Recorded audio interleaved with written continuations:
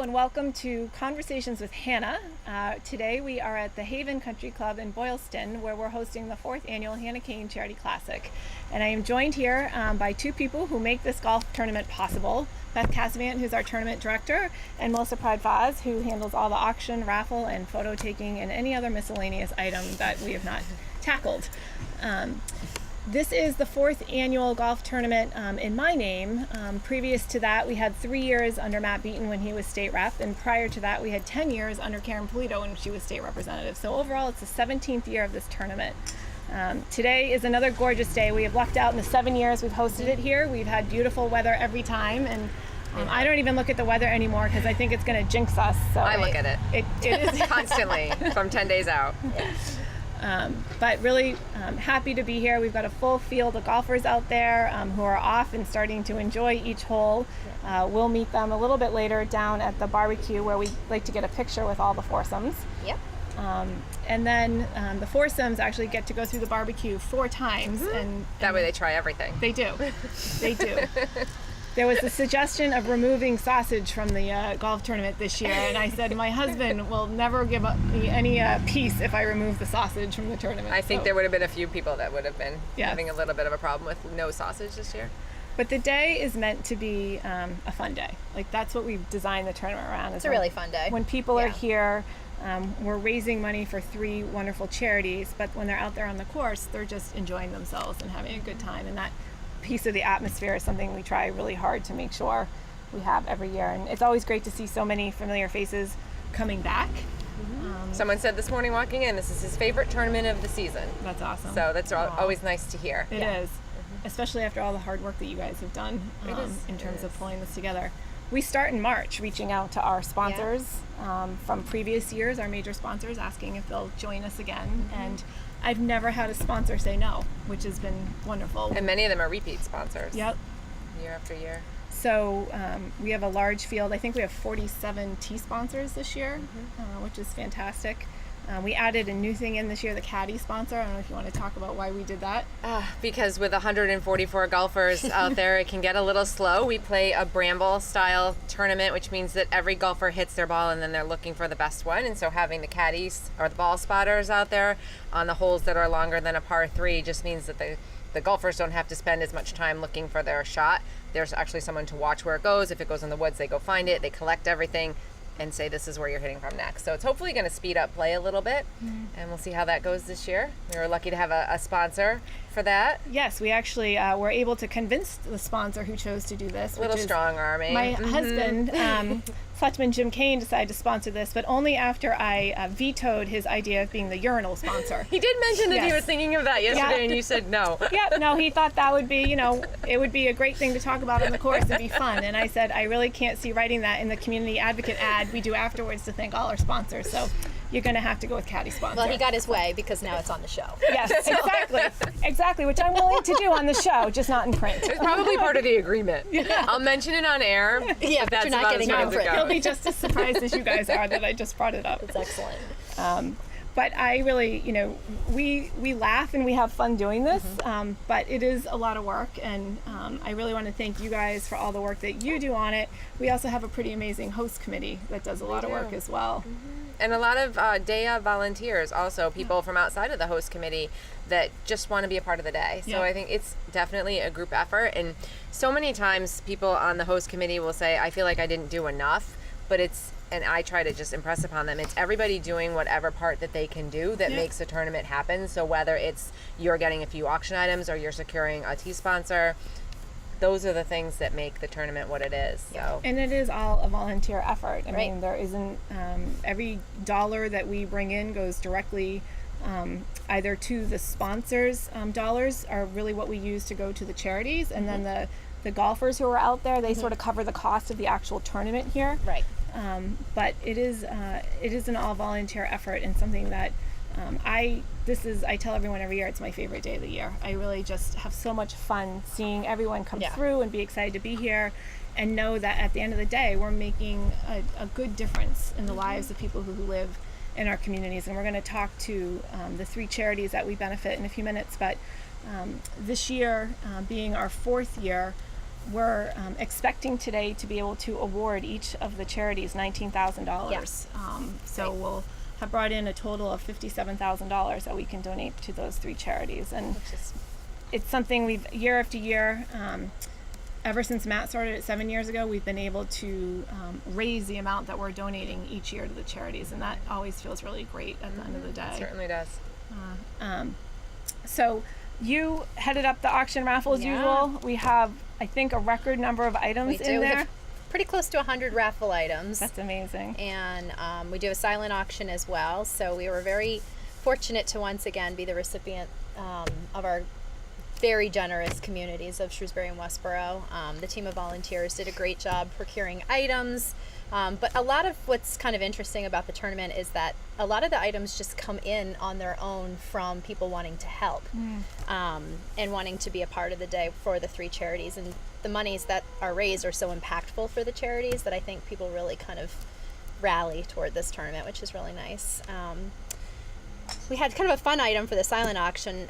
Once again, I think this is the 3rd year that he's done it, but the Shrewsbury officer, Dave Osher, custom created these cornhole boards that are just, every year he does an original design, and he outdid himself this year, and they're beautiful once again, so that's kind of a fun thing. And we have a very beautiful painting donated by Kim Kusiak, which is part of a series of golf paintings that's very beautiful. Tickets to theater, sporting events, the Dell Golf Technologies Championship.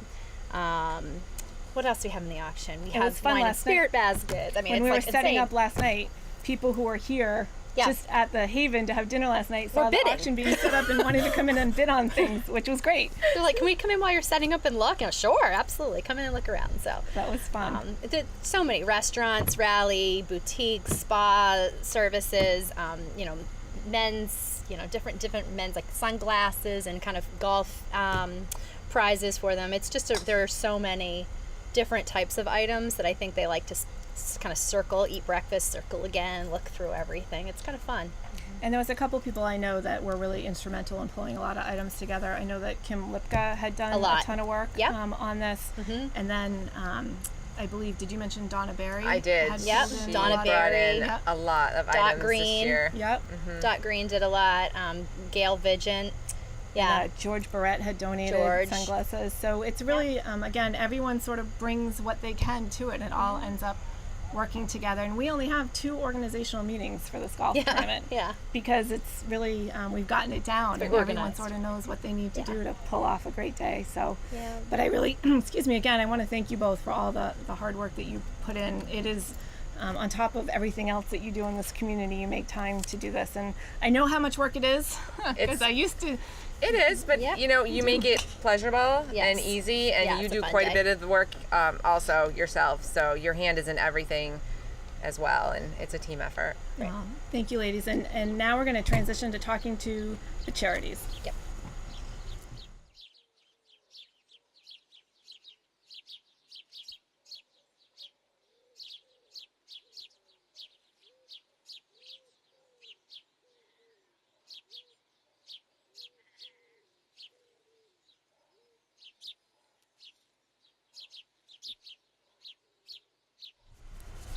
So the reason that we have this golf tournament every year is because we want to support 3 amazing charities in our midst in Shrewsbury and Westboro. And joining me here today to talk about them, we have Christine Mowry, who's our Executive Director at Shrewsbury Youth and Family Services. We have Elaine LeBlanc, who is volunteer extraordinaire for St. Anne's Human Services and Director of all things that happen there. And we have Dot Green, who's on the Westboro Food Pantry Board of Directors, who's joining us today. And before we start talking about the individual charities, I did want to mention we have this cooler bag sitting here. Every year we give the golfers a gift, and we've been very fortunate over the years to have different thank you gift sponsors. And we have Spectrum Enterprises, who's been a wonderful partner to us, Frank DeMaria, and he's actually out on the tournament. He and his wife are out there playing today. But they are able to help us with our golf gift. And this year we gave this insulated cooler, which is fantastic. It fits 8 cans in it, if that's what your thing is, or sandwiches or anything else. And also Wheelabrator Shrewsbury has always been very generous, donating a sleeve of golf balls that has both their logo on it and the golf tournament's logo. And so when our golfers get here today, they all get handed a thank you gift. That Melanie Petrucci and her daughter Robin spend time putting all of the 200 gift bags together in the house. She can't even get into one picture to send me what they all look like together. So as we said earlier, it's really a group effort to pull this day off. And so really wanted to thank our thank you gift sponsors for helping us out. But as you all know, you are the three beneficiaries of the majority of the funds that we raise here today. And we've been really thrilled that over the past 7 years of the tournament, each year we've been able to increase the amount that we have given to all of you. And that's because of the generosity of the people who are sponsoring this event and who golf here, because they so believe in the work that each of you do in your own community endeavor. And wanted to spend a few minutes just talking about each of the different organizations and sort of what you do and how this funding is helpful and what it helps support. So Christine, do you want to start with Shrewsbury Youth and Family Services? First of all, thank you again, Hannah, once again for pulling this together for this year. Your contribution to our agency is tremendous and has really changed the availability of the services we're able to offer, as well as the capacity that we have now. So I think most people know by now we've recently moved into our new space. Great and space. had just about tripled our capacity there. So we went from 2 treatment rooms to 5 treatment rooms. We have made a great reduction in our wait list. Yeah. So aside from providing social services for community members that need fuel assistance or housing assistance, we are building our clinical team, and we've added to our staff and are able to provide more clinical services, treatment services, lots of prevention and education programs that we're really excited about. And for the first time, we're able to run some of those programs, group programs, right in our own building. Yep. So that's very exciting for us. We do lots of positive youth development programming in the summer. And this year, the summer is so successful that we'll be running those programs all year long in our new facility. So we're thrilled about that. Middle school is definitely an age that's full of challenges on a good day. Yeah. And so when there are bumps in the road, it's very easy to miss the kids that are sort of vulnerable or up to their necks, but not quite in crisis. So we are able to provide some programming that's helping us to identify those kids and bring them in and provide them with some social emotional learning, coping skills, just to get through some of those bumps and challenges. So we're very excited about that. Of course, our mental health first aid program is still going strong. We've recently added the adult module, Yep. which is great. You know, we have a big wait list for that program, so it's really important for us to educate the adults in our community, not only to help one another, but to help our young people and form a sort of a safety net and get those kids identified early on and adults identified early on. And a lot of the work that you're doing is not, it's driven out of Shrewsbury Youth and Family Services, but because you originally had a federal grant, Yes. you're able to help other communities. So I know in Westboro, I think you trained a lot of the folks Almost in the Westboro school 100 system. teachers Yep. in the Westboro school system, about 100 teachers in the Northboro school system as well. West Bridgewater, Lexington, we're sort of all over the place, and there is such high demand for that program because it's impactful for people who don't have a mental health background. Yeah. And it really equips adults to identify and recognize and then know how to start those uncomfortable conversations and link young kids to services that they need to stop progression of or even onset of mental illnesses. And I think, this year it was something that in the state budget at the state level, because you were helping so many other communities, I was able to put a budget line item in and get support from so many of the different communities that you had impacted and those on the waiting list who wanted the services, that we were able to get $50,000 in the state budget this year to help with that, because there is such a recognition of how critical it is, and you guys have really now have developed the expertise around that in that training. So I really want to thank you for all And of I that. really want to thank you for that, because that additional funding really has positioned us to be sort of the Central Mass Yeah. premier prevention and education training agency, and that's very exciting for us because it's a program that I personally feel very passionate about. It's very impactful, it's very effective. We linked over 500, almost 600 young people to services that otherwise we would have missed. That's great. I know both Senator Moore and I were very happy to support that. And I also just realized sitting here that I'm sitting here with two of the Commonwealth's unsung heroines. Elaine, I think you were nominated by both Karen and myself and has been an unsung heroine. I know Senator Moore nominated you this year, Christine, to be an unsung heroine. So thank you both for your service, not just to our communities, but to the Commonwealth. Thank you. It's my pleasure. Thank you. So Elaine, you've been here many times with us at this table, and Yes. you never fail to amaze me with how many people you're impacting at St. Anne's. And it really, I think, is something that is important to me, that, you know, most people think Shrewsbury, oh, it's a very well-off community, you have people with lots of money there. And the reality is that we have a very diverse socioeconomic group of people who call Shrewsbury home, and the services that you provide to them and the assistance is just really critical. Why don't you tell us a little bit about that? Yeah, I pulled this record off of the computer, seeing as we come into this 21st century, in the computer age. My age, we were all on paper and pencil for everything. But You've done well to acclimate yourself. yes, it's a challenge. My great-grandchildren tell me that. Joanne keeps excellent records, and we have to submit this to the Worcester County Food Bank on a monthly basis. And that allows us the privilege of being a member of their organization and helping to defray the cost by a maintenance fee, which we pay of 17 cents a pound, which is absolutely amazing. It helps stretch our budget. And when I looked at the July figures, it just kind of overwhelms you to think that in Shrewsbury, of all places, 380 households paid a visit to the our food pantry during the month of July. That number included 948 people. Wow. Now that's a lot of people coming through. And I was looking at the age levels. We have almost half of the clients that come through are elderly. That would be 65 or over, which is kind of a surprise, really. I mean, although we have a lot in the other categories, we have in the 18 to 64, we have 499 individuals. But the amount of elderly coming in is really quite remarkable. We do a food distribution 4 days a week with fresh fruits and vegetables, which are very, very important to the growth of our children. And you see the same families there repeatedly picking up the necessary items that would give their children a balanced diet. We encourage smoothies, which some of the vegetables or the fruit are just a little bit beyond. You just got to pick a little piece out and you continue to make a smoothie to get them more nutrition. And they are very happy. It's a very humbling experience to stand there and watch them patiently standing in line while the foods are separated into various boxes and piles to give them the opportunity for a nice selection. I think that the numbers speak for themselves, and over the years you get to know so many of the people.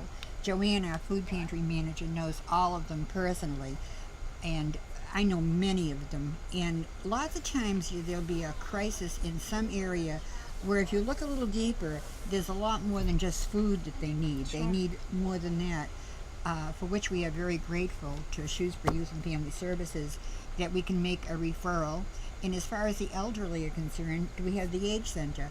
So in Shrewsbury, I think we have a very unique opportunity to provide the type of support that so many people are in need of. With the extra funding that we get provided by this, we're able to expand our giveaways, if you may, by this year we gave LED light bulbs, which would help with their reduction in their electricity, which I thought was a very good thing.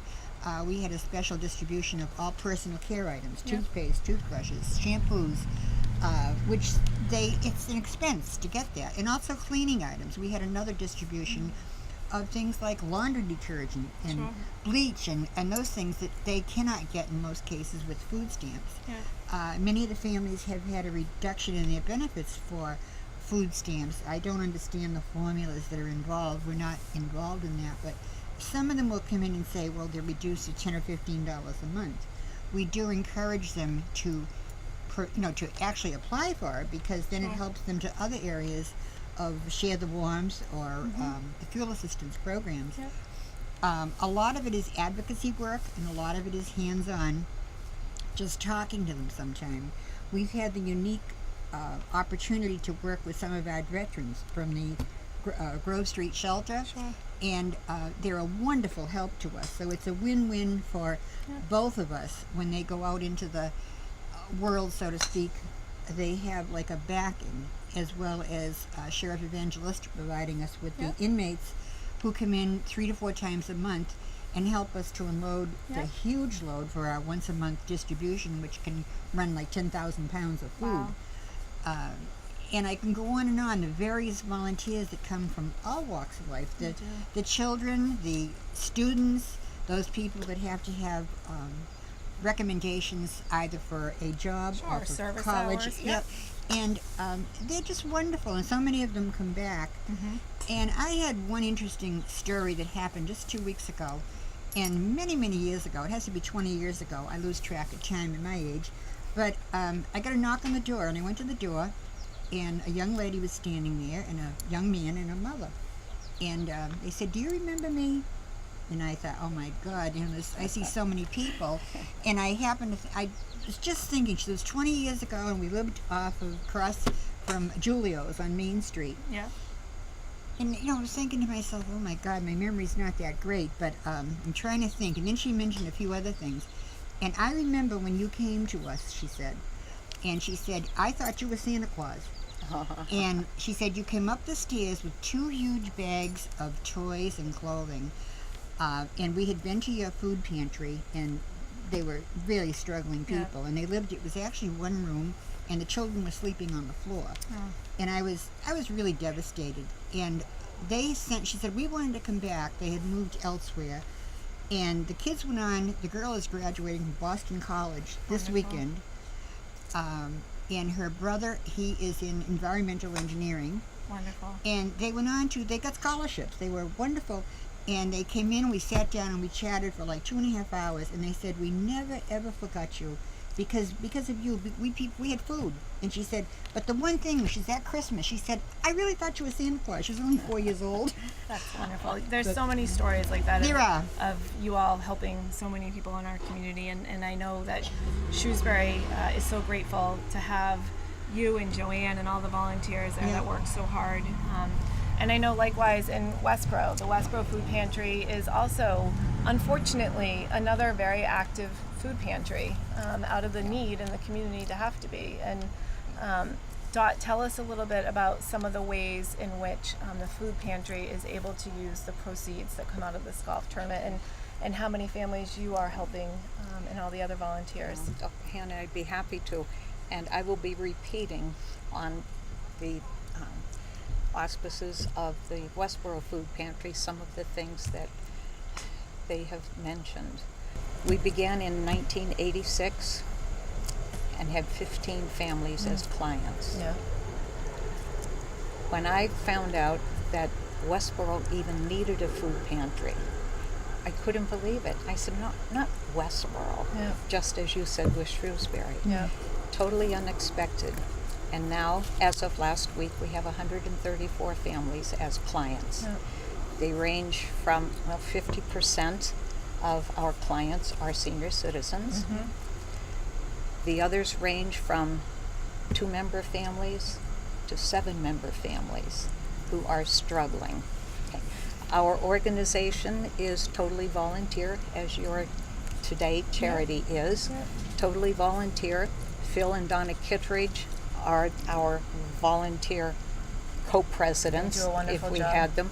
They do so much behind the scenes that you are aware of as you and Beth visited the food pantry, and you got an idea of some of the things we do and the way we approach it.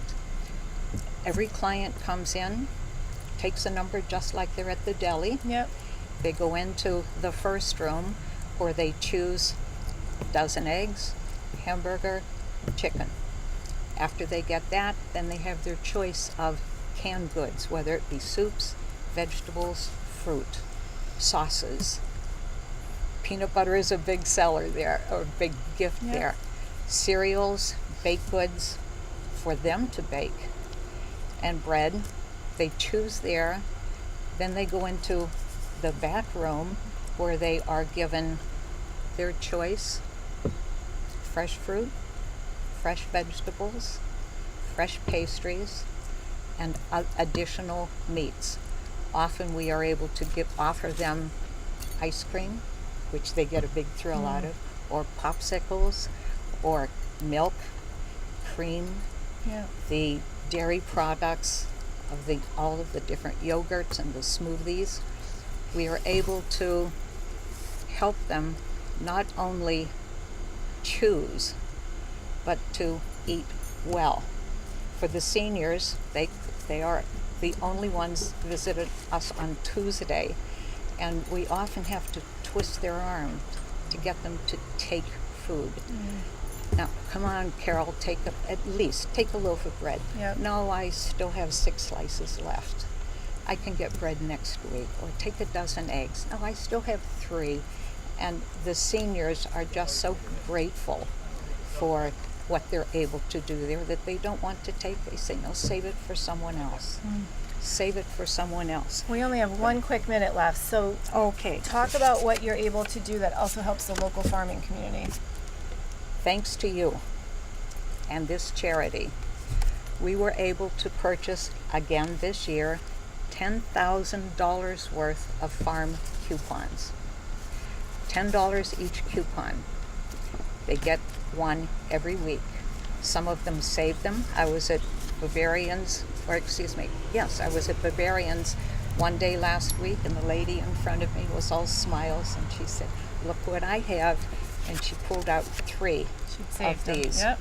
And she said, I'm having dinner for my neighbors, and I'm going to have corn on the cob, and I'm going to have fresh vegetables, and this will be the first time we've been able to do that all summer. That's wonderful. So she was thrilled about that, but it does help each of our farmers as well. It's wonderful. And you know, at the end of the day, I think what's most important for people to take away in our community is if you are in a position where you need a helping hand, there are so many people in our community who want to help. So if you're actually watching this and thinking that you might be able to benefit from some of what the Westboro and Shrewsbury, the food pantries that we have, please come in and talk to Joanne and Elaine and to Dot and to the Kittredges and everyone who's in those.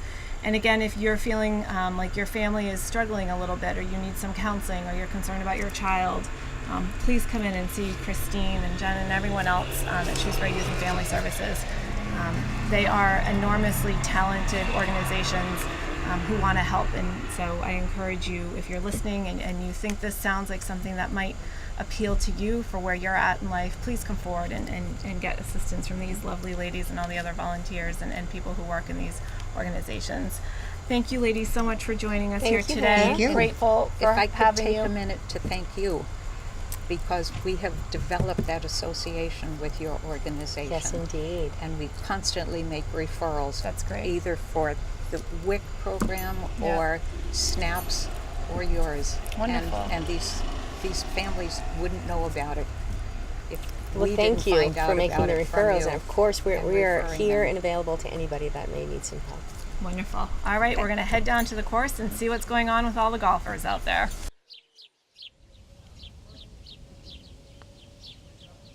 Yeah. Hey, Gary. Par? Fix your divot. Try to kill it. It's on camera.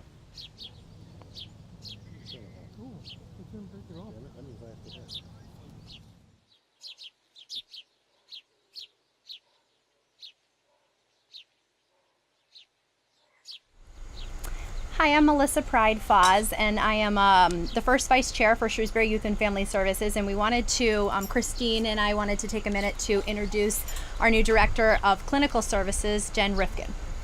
Hello, so I'm Jen Rifkin, and like you said, Melissa, I'm the new director of clinical services here at Shrewsbury Youth and Family Services.